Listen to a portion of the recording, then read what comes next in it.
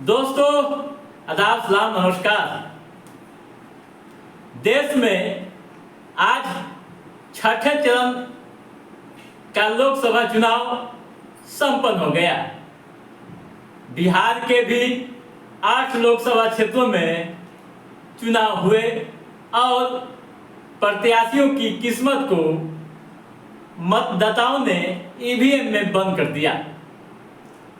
आज के एपिसोड में हम उन 8 लोकसभा क्षेत्रों के बारे में विस्तार से चर्चा करेंगे और यह जानने की पूरी कोशिश करेंगे कि जनता ने इस बार किसको सपोर्ट किया है, या यूं कहें कि कौन कहां से भारी है, या इसे ऐसे भी कह सकते हैं कि इस सीट से कौन जीत रहा है। इसी पर हम अपनी बात को केंद्रित करेंगे। दोस्तों, अपनी बात की शुरुआत करें उससे पहले वोट प्रतिशत को हम जान लें। किस लोकसभा क्षेत्र में कितनी प्रतिशत पोलिंग हुई। दोस्तों, इलेक्शन कमीशन या निर्वाचन आयोग ने जो जानकारी दी है उसके अनुसार वाल्मीकि नगर में 56.6% वोट डाले गए।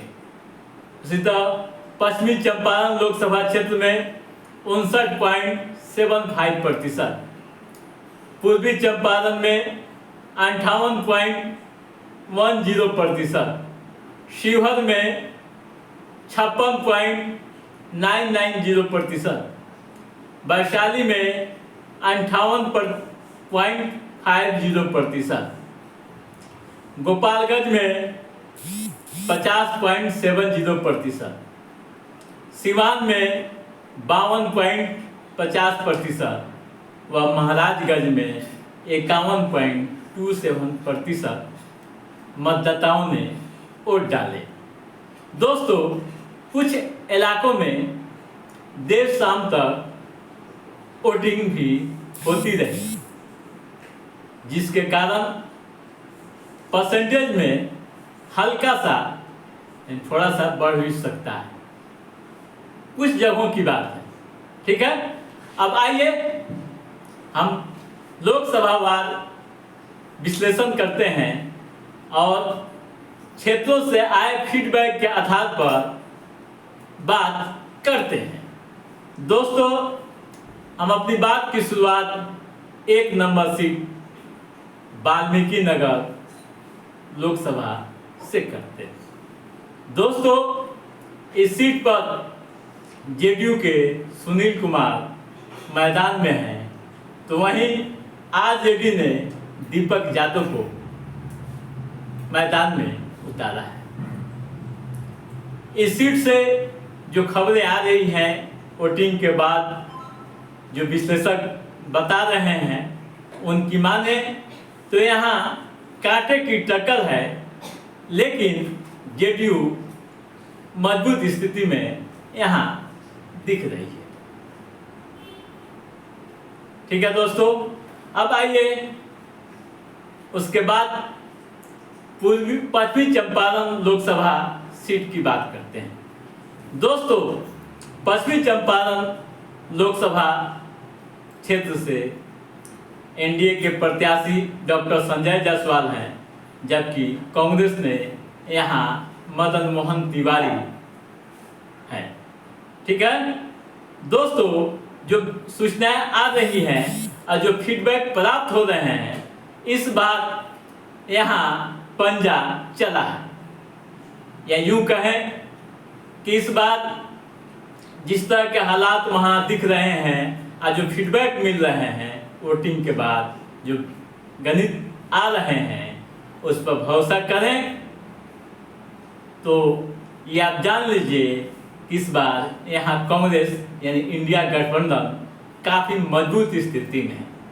इसका एक कारण लोग ये भी बता रहे हैं कि स्वर्णों का वोट कांग्रेस को गया है।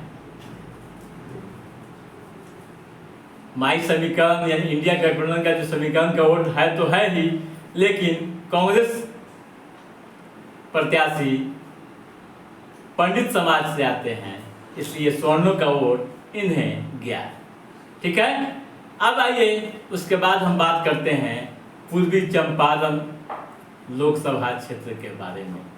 दोस्तों, यह सीट काफ़ी हॉट मानी जाती है, कारण आप समझते हैं कि यहाँ भाजपा के कद्दावर नेता राधा मोहन सिंह मैदान में हैं, पूर्व केंद्रीय मंत्री राधा मोहन सिंह मैदान में हैं, तो दूसरी तरफ वीआईपी पार्टी के डॉक्टर राजेश कुमार हैं।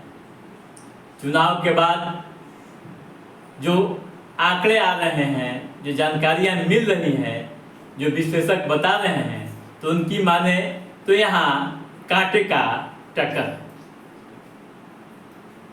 बावजूद इसके राधा मोहन सिंह यानी बीजेपी मजबूत स्थिति में है। दोस्तों, वैसे कौन जीतेगा यह तो 4 जून को ही स्पष्ट हो पाएगा, लेकिन जो फीडबैक मिल रहे हैं उनके अनुसार मैं ये जानकारी आप तक पहुंचा रहा हूँ कि अभी भी बीजेपी यहाँ मजबूत स्थिति में। ठीक है, अगली सीट हम चलते हैं शिवहर। ठीक है दोस्तों, शिवहर में मुकाबला काफ़ी रोचक है। जिस तरह की सूचनाएं आ रही है, वोटिंग के बाद अलग अलग क्षेत्रों से उस पर भरोसा करें तो इस सीट पर रितु जायसवाल मजबूत दिख रही हैं, या यूं कहें कि रितु जायसवाल को 22 वोटों के साथ समीकरण का वोट मिला है, जिस कारण वे चुनाव जीत सकती हैं। यहाँ जेडीयू के लवली आनंद मैदान में। ठीक है, अब आइए उसके बाद चलते हैं वैशाली। दोस्तों, वैशाली सीट काफ़ी हॉट है, कारण भी आप जानते हैं कि यहाँ आरजेडी ने मुन्ना शुक्ला को मैदान में उतारा है, जबकि बीजेपी की वीणा देवी है।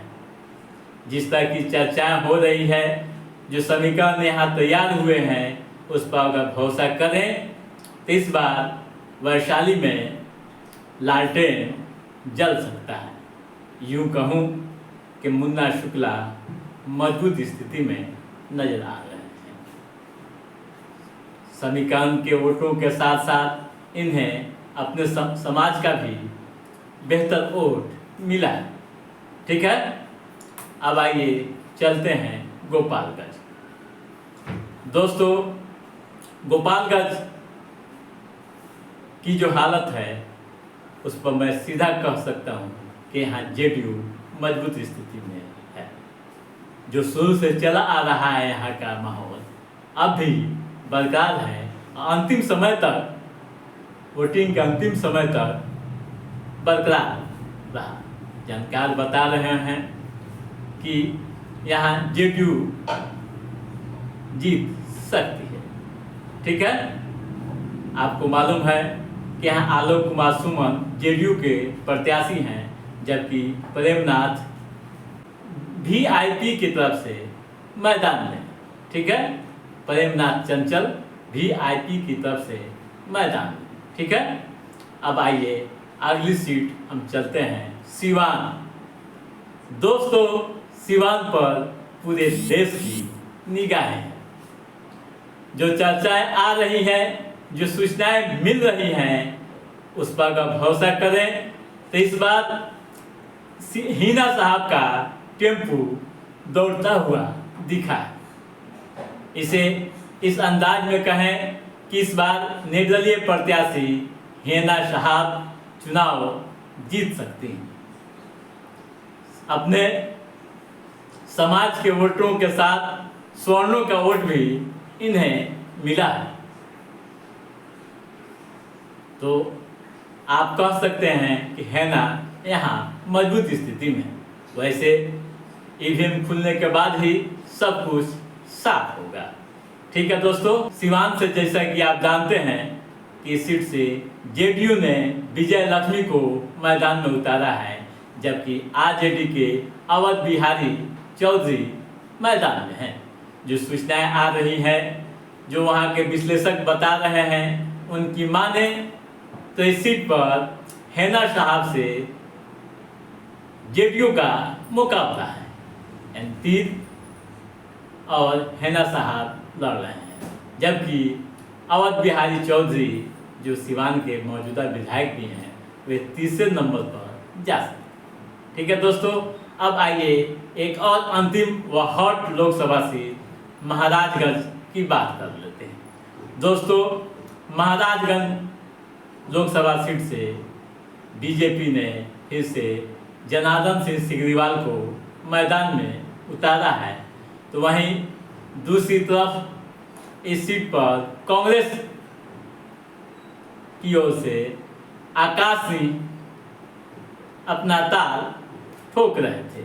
आकाश सिंह कांग्रेस के प्रदेश अध्यक्ष डॉक्टर अखिलेश प्रसाद सिंह के बेटे हैं, यानी आकाश सिंह ताल ठोकते नहीं रहे। ठीक है, क्या होगा यह तो आखिरी समय में ही, यानी काउंटिंग में ही पता चल पाएगा, लेकिन जिस तरह की सूचनाएं यहाँ से आ रही है उस पर भरोसा करें तो यह सीट इस बार कांग्रेस के खाते में जा सकती है। ये यूँ कहें कि आकाश सिंह मजबूत स्थिति में। तो दोस्तों, आज के इस एपिसोड में बस इतना ही। हमारा ये एपिसोड कैसा लगा आप लाइक और कमेंट करके हमें ज़रूर बताइएगा। यदि आपने हमारे चैनल को सब्सक्राइब नहीं किया है तो सब्सक्राइब भी कीजिएगा, ताकि पॉलिटिकल गतिविधियों से संबंधित जो भी अप टू डेट है उसे हम समय समय पर आपके बीच पहुंचाते रहेंगे। तब तक आप अपने दोस्त को दीजिए इजाज़त।